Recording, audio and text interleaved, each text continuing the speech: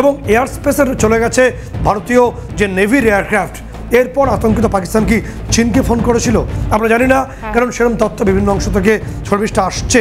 এবং তোমাকে বলে রাখবো, শুধু তাই নয়, গুরুত্বপূর্ণভাবে পাকিস্তান আরও আতঙ্কিত, কারণ গত রাত সারা রাত ধরে পাকিস্তানের একে একে একে একে আমি নাম করে বলছি, সেখানকার সবথেকে বৃহত্তর ব্যাংক হাবিব ব্যাংক লিমিটেড, এই HBL হচ্ছে পাকিস্তানের অর্থনীতিকে অনেকটাই বহন করে।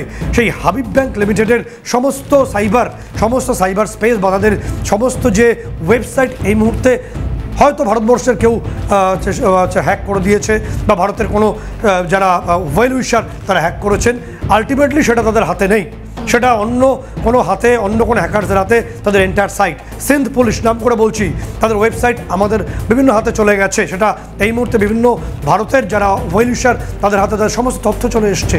একই সঙ্গে তোমাকে বলবো যে আজাদ জম্মু কাশ্মীরের সুপ্রিম কোর্ট এবং যাবতীয় অ্যাডমিনিস্ট্রেশন, সেই তথ্য এই সমস্ত হ্যাকারদের হাতে চলে গেছে। পাকিস্তান আরও একটা ভয় পাচ্ছে, মারাত্মক ভয়। সেই ভয়টা হচ্ছিল গিয়ে পাকিস্তান ইতিমধ্যে জানতে পেরেছে যে পাকিস্তানের যে কটা ভাড়া করা 2-4টে স্যাটেলাইট মহাকাশে ঘুরছে, কারণ তোমাকে বুঝতে হবে আজকের দিনের ওয়ারফেয়ারটা কিন্তু পুরোপুরিভাবে কমিউনিকেশন ডিপেন্ডেন্ট। কারণ তোমার মাটিতে যে তোমার পদাতিক বাহিনী বা তোমার আর্ম ফোর্স, জলে তোমার নেভি এবং এয়ার ফোর্স, এই তিনটের মধ্যে কমিউনিকেশনটা হয় স্যাটেলাইটের মাধ্যমেই। এবং ইসরোর বিজ্ঞানীরা একটা গেম খেলে দিয়েছেন অত্যন্ত গোপনে, সেটা পাকিস্তান বুঝতেও পারেনি।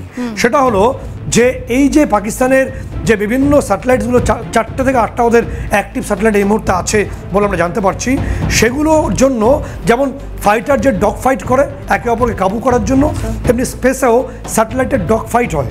সেটা হলো শত্রুপক্ষের স্যাটেলাইটকে অরবিট থেকে সরিয়ে দেওয়া যায়, তাকে নিষ্ক্রিয় করা যায়, তাকে ফলো করা যায়, তাকে ট্র্যাক করে নিষ্ক্রিয় করা যায়। অর্থাৎ পাকিস্তানে কোনো বুঝিয়ে বলার জন্য বলছি, ফাইটার যে আকাশে আছে সে তথ্য চাইছে যে আমি আমার ডেস্টিনেশনে পৌঁছবো।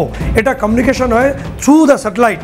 কিন্তু যে মুহূর্তে পাকিস্তানের এই রিলেটেড স্যাটেলাইটকে অফ করে দেওয়া হবে, ওই ফাইটার জেটের পাইলট কোনো তথ্যই পাবে না। এবং সেই গেমটাই বোধহয় ইসরো বিজ্ঞানীরা খেলে দিয়েছেন।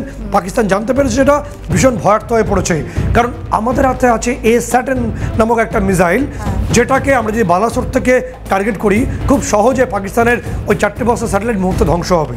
পুরো যুদ্ধটাই তারা যুদ্ধে যেতেই পারবেন না, শুধুমাত্র ওই গাদা বন্দুক নিয়ে তারা এই যুদ্ধটা করতে আসবেন। এবং মিশন শক্তি ঘোষিত আমাদের একটি প্রোগ্রাম, সেই মিশন শক্তিতে আমরা একটা সাফল্য পেয়েছিলাম।